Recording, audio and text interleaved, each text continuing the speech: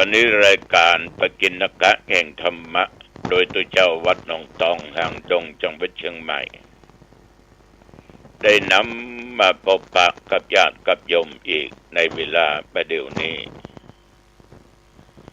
หน้าต่างสถานีวิทยุแห่งนี้เป็นเวลา30 นาทีโดยประมาณออกอากาศทุกวันในเวลาเดียวกันนี้ขอขอบคุณต่อญาติต่อโยมทุกท่านทุกคนตลอดเจ้าหน้าที่ที่ได้อำนวยความสะดวกและญาติโยมก็ติดตามฟังรายการนี้อย่างมากขอบคุณนักขอบคุณหลายๆเอามาบูชาพระรัตนตรัยไหว้พระสวดมนต์เพื่อความเป็นสิริมงคลต่อไปก็เจริญพรว่ากัมพูชารัตนตรัยพร้อมๆกันไปอรหังสัมมาสัมพุทโธภควาพระผู้มีพระภาคเจ้าเป็นพระอรหันต์ดับเพลิงกิเลสเพลิงทุกข์สิ้นเชิงตรัสรู้ชอบได้โดยพระองค์เองพุทธังภควันตังอภิวาเทมิข้าพเจ้าอภิวาทพระผู้มีพระภาคเจ้าผู้รู้ผู้ตื่นผู้เบิกบานกราบพระพุทธสวากขาโตภควตาธัมโมพระธรรมเป็นธรรมที่พระผู้มีพระภาคเจ้าตรัสไว้ดีแล้วธัมมังนัมมัสสามิข้าพเจ้านมัสการพระธรรมกราบพระธรรมสุปฏิปันโนภควโตสาวกสังโฆพระสงฆ์สาวกของพระผู้มีพระภาคเจ้าปฏิบัติดีแล้วสังฆังนัมมามิข้าพเจ้านอบน้อมพระสงฆ์กราบพระสงฆ์นะโมตัสสะภะคะวะโตขอนอบน้อมแด่พระผู้มีพระภาคเจ้าพระองค์นั้นอะระหะโตซึ่งเป็นผู้ไกลจากกิเลสสัมมาสัมพุทธัสสะตรัสรู้ชอบได้โดยพระองค์เองนะโมตัสสะภะคะวะโตขอนอบน้อมแด่พระผู้มีพระภาคเจ้าพระองค์นั้นอะระหะโตซึ่งเป็นผู้ไกลจากกิเลสสัมมาสัมพุทธัสสะตรัสรู้ชอบได้โดยพระองค์เองนะโมตัสสะภะคะวะโตขอนอบน้อมแด่พระผู้มีพระภาคเจ้าพระองค์นั้นอะระหะโตซึ่งเป็นผู้ไกลจากกิเลสสัมมาสัมพุทธัสสะตรัสรู้ชอบได้โดยพระองค์เองพุทธังสรณังคัจฉามิธัมมังสรณังคัจฉามิสังฆังสรณังคัจฉามิตุติยัมปิพุทธังสรณังคัจฉามิตุติยัมปิธัมมังสรณังคัจฉามิตุติยัมปิสังฆังสรณังคัจฉามิตติยัมปิพุทธังสรณังคัจฉามิตติยัมปิธัมมังสรณังคัจฉามิตติยัมปิสังฆังสรณังคัจฉามิอิติปิโสภควาอะระหังสัมมาสัมพุทโธ วิชชาจรณะสัมปันโนสุขโตโลกวิทูอนุตตโรปุริสธรรมสารถิสัทธาเทวมนุสสานังพุทโธภควาติยันตุนิมิตตังอวมังคลัญจาโยจามนาโปสกุณสาสัทโธปาปักขโหตุสุปินังอกันตังพุทธานุภาเวนะวินาศเมนตุสวากขาโตปะคะวะตาธัมโมสันทิติโกอากาลิโกเอหิปัสสิโกโอปนัญญิโกปัจจัตตังเวทิตาโพวินยูหิติยันตุนิมิตตังอวมังคลัญจาโยจามนาโปสกุณสาสัทโธปาปักขโหตุสุปินังอกันตังธัมมานุภาเวนะวินาศเมนตุสุปฏิปันโนภควโตสาวกสังโฆอุชุปฏิปันโนภควโตสาวกสังโฆญาญปฏิปันโนภควโตสาวกสังโฆสามีจิปฏิปันโนภควโตสาวกสังโฆญาติตังจัตตาริปุริสยุคานิอัตถปุริสภูคลาอภิสุนามหันตาปิตสารตาเอตังเทวมนุสสนังยังนมัสสันติโคตมังวิชาจรณะสัมปันนังมหันตังวิตสารทัง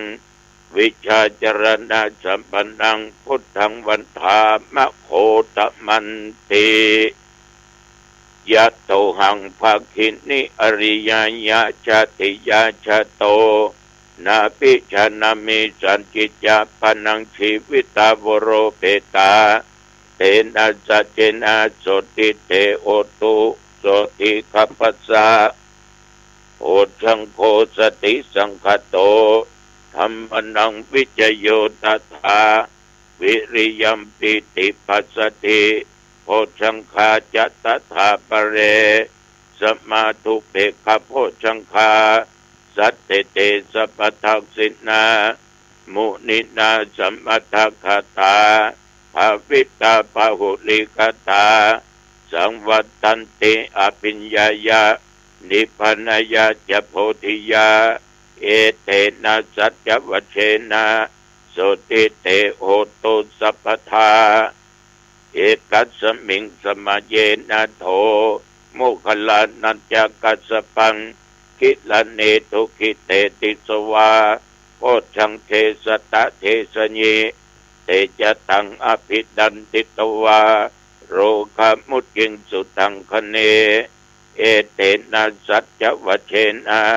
โสติเตโอตุสัพพทาเอกทาธรรมราชาปิเทลัญเยนะปิปิริโตยุนตเตเรนะตัญเยวะพนาเปตวานะสัทรังสัมโบติตวาจะอภทา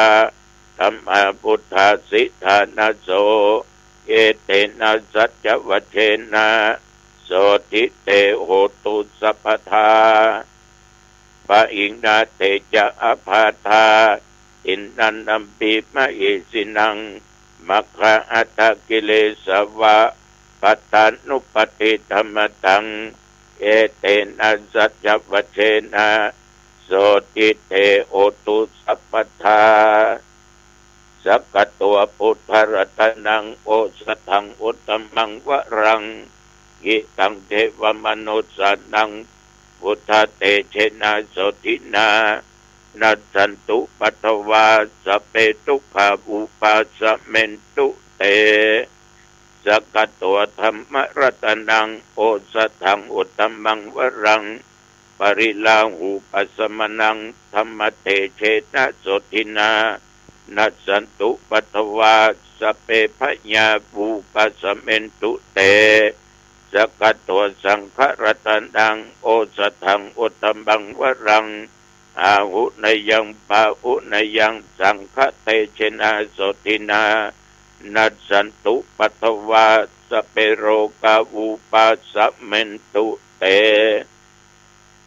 นัตถิเมสรนังอัญญังพุทโธเมสรนังบรังเอเตนะสัจจวัชเชนะโหตุเตชยมังคลังนัตถิเมสรนังอัญญังธัมโมเมสรนังวรังเอเตนะสัจจวัชเชนะโหตุเตชยมังคลัง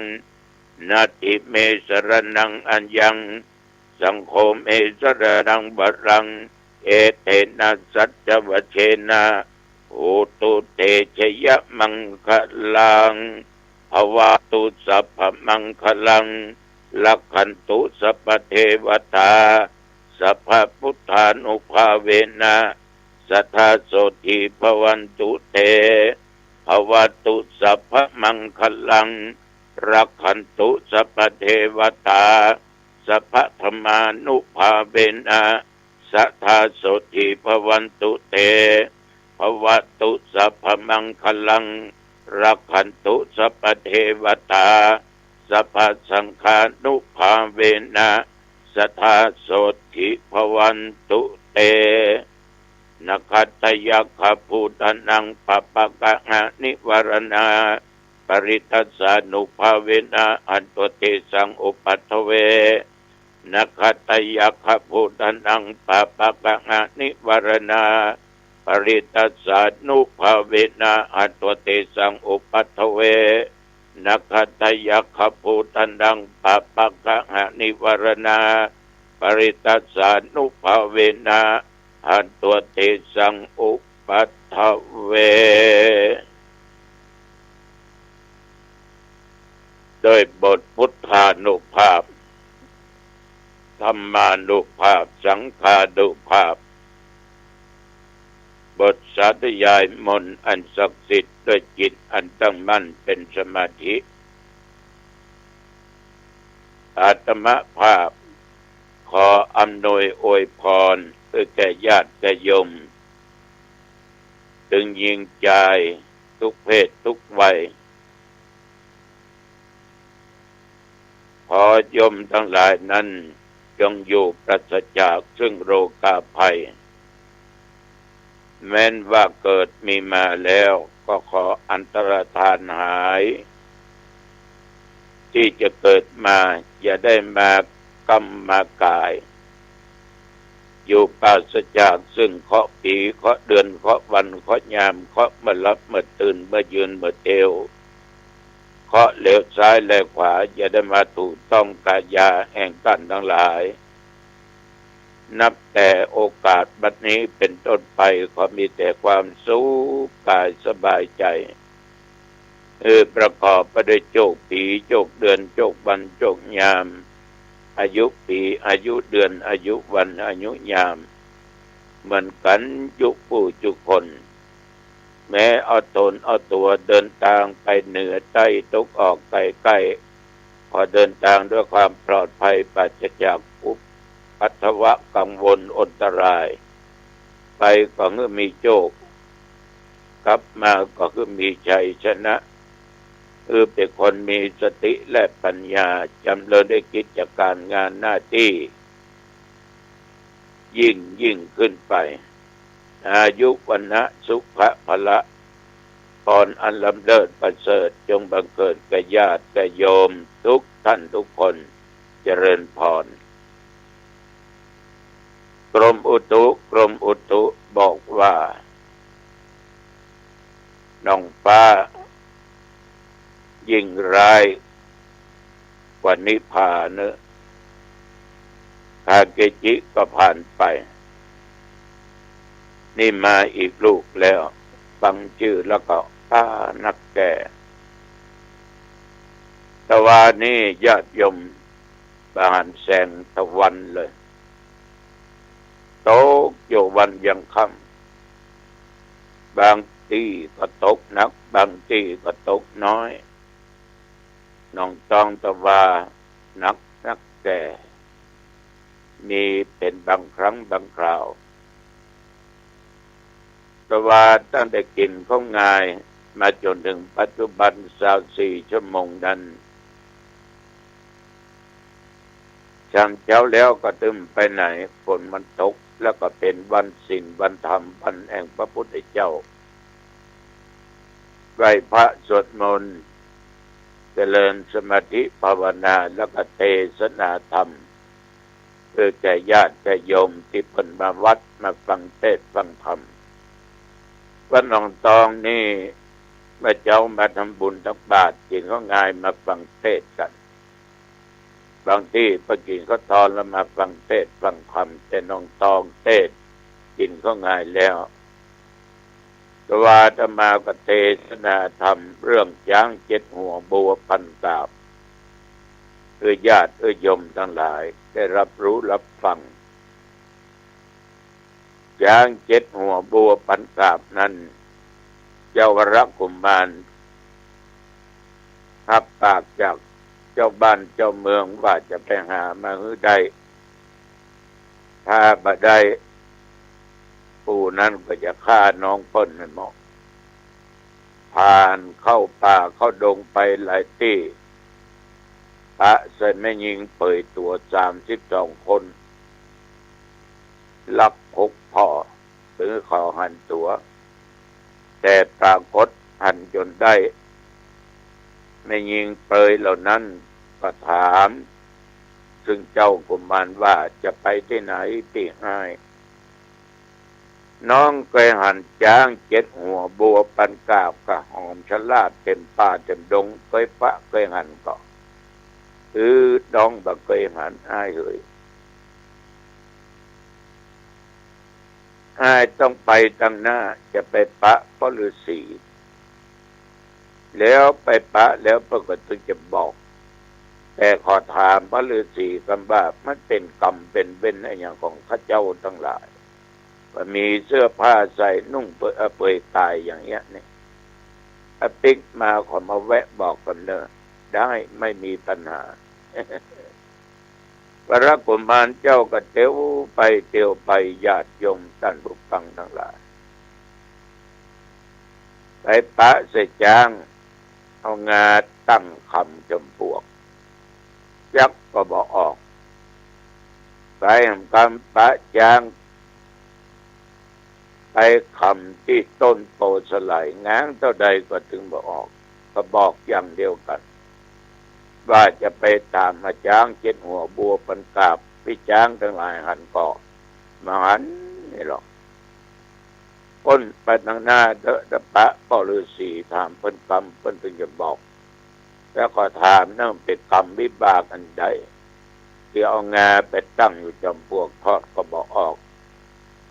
ต้นไม้โพสไลก็มันหนีบเปียกพอถามเพิ่นกำลังเป็นกรรมวิบากอันใดเจ้าวรกุมารก็เที่ยวไปพุทธธรรมโมสังโฆพระผีพระอย่างเปิดตัวล่อนจ้อนให้หมู่12 เป็งนี่เหรอ ญาติโยมท่านผู้ฟังทั้งหลายว่ามีเสื้อผ้าใส่เต้นย่องเต้นแย่ง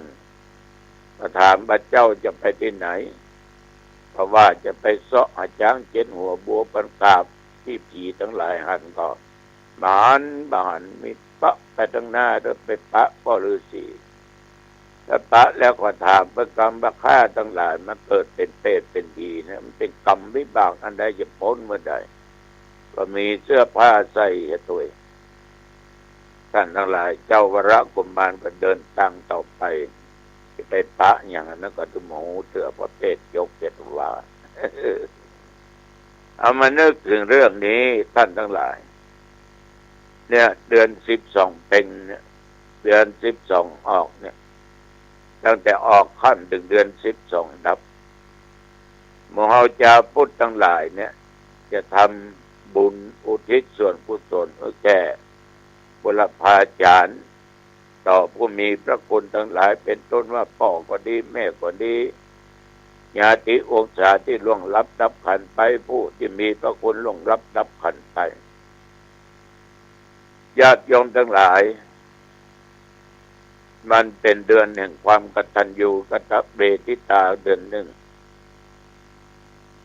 เราจะทานขันเข้ากันฟังเทศน์ฟังธรรมกันทานสังฆทานกันทานปุ๋ยสลากกันมีลูกไม้หัวมันมีโภชนะอาหารของกินของทานต่างคนก็ต่างมีเจตนาอุทิศแต่แก่จิตวิญญาณของผู้มีพระคุณเป็นต้นว่าพ่อแม่ปู่ย่าตายายครูบาอาจารย์มิตรเจ้าสหายคำบางคนก็ตานไปหาเจ้ากรรมนายเวรทานเทบุตรเทวดาเจ้าที่แม่พระธรณีเสื้อวัดเสื้อวาเจ้าบ้านเจ้าจอมปีหอปีเงินปีปู่ปีย่าเจ้าต้งเจ้านาเจ้ากรรมนายเวรบางคนก็ทานไปอย่างสิ้นเปลืองเนี่ยบ่ได้แต่ฟังกรรมตุเจ้ามันก็อดก็กั้นก็ยามันใจนะมันใจอย่าไปเกิดอย่างอันเอาทำนั้นนะเอานึกถึงผู้มีพระคุณที่ล่วงลับดับขันไปฉะนั้นญาติโยมศรัทธาสาธุชนเดือนนี้ก็สำคัญเดือนไหนก็สำคัญแต่นิยมกันทำบุญในเดือนนี้พอมีโอกาสก็ทำเนี่ยพอออกไม่ออกถ้าประทำก็สุดแล้วแต่ใจไผใจมันเป็นความคิดของแต่ละบุคคลมันคิดบ่เหมือนกันอย่างวันเกิดอาตมาภาพปีนี้เดือนกันยาเนี่ยยังตรงกับเดือน12เพ็งตะวันจะแดงเดือนจะแดง ดุจดังสีเลือดก็ออกไม่ออกญาติโยมปีนี้ได้นิมนต์ทุกเจ้าที่ไหนก็จะทำบุญตักบาตรถวายอาหารแก่ทุกเจ้าที่วัดกับเนร1 ตนเป็น6-7 ตนเมื่อเจ้านะวันที่ใส่บาตรนะถวายวัตถุปัจจัยทายธรรมแก่พระสงฆ์องค์เจ้าและเนรเนี่ยมันยุคนี้มันบักปกติเนาะแล้วก็เศรษฐกิจก็ย่ำแย่ก็ทำเท่าที่ทำได้ก็อายุก็จะแม้80ก็ไปแล้วโอ้หน้าบุญนะแต่อยู่ได้ขนาดนี้แต่สาธุก็ได้100 สาวดังที่ญาติโยมปั่นโชคปั่นปอนถ้ามันบาดเจ็บบาดเป็นทั้งไหนบาดเสียก็อยู่ได้เหมือนกันทุกคนเนาะแต่บุญแต่กรรมญาติโยมฉะนั้นศรัทธาสาธุชนทั้งหลายถ้าว่านี่ฝนตกวันค่ำตกเย็นมาอาตมาก็อาบน้ำอาบท่าใส่ผ้าใส่ผ่อนอย่างไปเทศน์ในรายการธรรมะสัญจรของคณะสงฆ์ตำบลสันกำแพงวัดสันกำแพงหลวงวัดเจ้าคณะอำเภอแม่อ่อนโอ้วิหารหลวงนะของวัดสันกำแพงสร้างมาจะเป็นร้อยปีเสาไม้หมดหลวงเลยขอบใจต่อท่านพระครูวินิจสุภาจารย์เจ้าอาวาสและเจ้าคณะอำเภอแม่อ่อนขอให้ต้อนรับปฏิสันถานดีใจที่ได้พระครูบาอาจารย์มหาเถระทั้งหลายลูกตุลูกเนนทั้งหลายเพราะนั่งหันอายุหนุ่มกว่าอาตมาหนุ่มกว่ากระผมก็เหมือนลูกเหมือนหลานเหมือนเหลนเหมือนพี่เหมือนน้องสีเดียวกันเขาก็ฮักกันแต่งกันขอบใจต่อท่านนายกท่านนายกทั้งองค์การมหาชนตำบลและเทศบาลและตลอดผู้กำนันชมรมกำนันผู้ใหญ่บ้านหน่วยงานองค์กรก็ออกในออกสถานมาหลายบ้านหลายจองบางบ้านบางวัดมาถึง3 ลำรถเต็มวิหารหลวงดีอกดีใจที่ได้พบได้ปะกันเทศธรรมอยู่ประมาณ45 นาทีญาติโยมก็นั่งฟังกันด้วยความสงบกายวาจาจิตใจตั้งมั่นเป็นสมาธิจนจบแล้วก็มือปอนมืออย่างก็ลาศรัทธากลับมาถึงวัดถึงว่านี่ก็ประมาณ4 ทุ่มประมาณ4 ทุ่ม ทำผลมาสุดทางเหมือนกันมาจนถึงปัจจุบันประเดี๋ยวนี้ฉะนั้นศรัทธาสาธุชนญาติโยมท่านผู้ฟังทุกท่านทุกคนความกตัญญูเป็นสิ่งที่สำคัญเป็นสิ่งที่สำคัญใครมีลูกมีเต้ารู้จักกตัญญูตอบแทนทุนกตเวทิตาทดแทนพระคุณนั้นพ่อแม่ก็อยู่เป็นสุขท่านทั้งหลายในชีวิตของคนเฮาเนี่ยเบญบดีสร้างเนื้อโยมเนี่ยเบญย่อมจะเกิดขึ้นภัยจะเกิดขึ้นนั่นน่ะจะต้องระมัดระวังจะต้องมีสติสัมปชัญญะถ้าขาดสติจะสร้างกรรมสร้างเบญ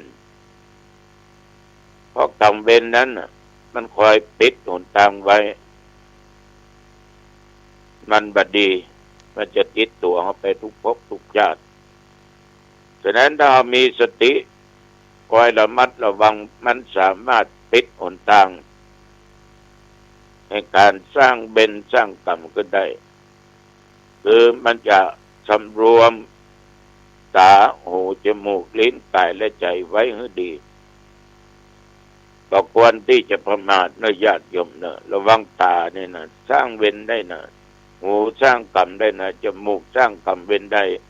ลิ้นกายใจนี่สร้างกรรมเวรได้ดีก็ได้หายก็ได้ฉะนั้นคนมีสติควบคุมใจของตัวเองไว้ความอาฆาตพยาบาทมาดลายนั่นนะความจองล้างจองผ่านกันนะโยมทั้งหลายมันเป็นการก่อเวรก่อกรรมรู้สึกผิดพลาดก็คืออภัยเมื่อเราอภัยซึ่งกันและกันกรรมเวรนั้นมันก็บ่เกิดขึ้นมันก็บ่ติดตามตัวเราไปฉะนั้นญาติโยมท่านผู้ฟังทั้งหลายอาจจะกระทุกข์ใจกับไผก่อเวรก่อกรรมซึ่งกันและกันเงื่อภัยซึ่งกันเนเดือน12นี่นะเงื่อภัยอันนี้ก็ขอฝากไว้พี่น้องญาติโยมวัดตรงเขาตอกสันทรายวันที่7ปะกันเนบ่ายโมงเมื่อวันแล้ววัดปงป่าเอื้องเวลา8 โมงเมื่อคืนเนวันที่7นะปะกันตรงป่าเอื้องปงป่าเอื้องก็อยู่อำเภอสันกำแพงก็เรียกว่าพระตุเจ้าเนาะ เอาละวันนี้อันว่าเวลาพอดีอาจจะมีเสียงกระท่อนกระแท่นเป็นบางอย่างต้องขออภัยโดยอายุวันโนสุขังพลังพบกัน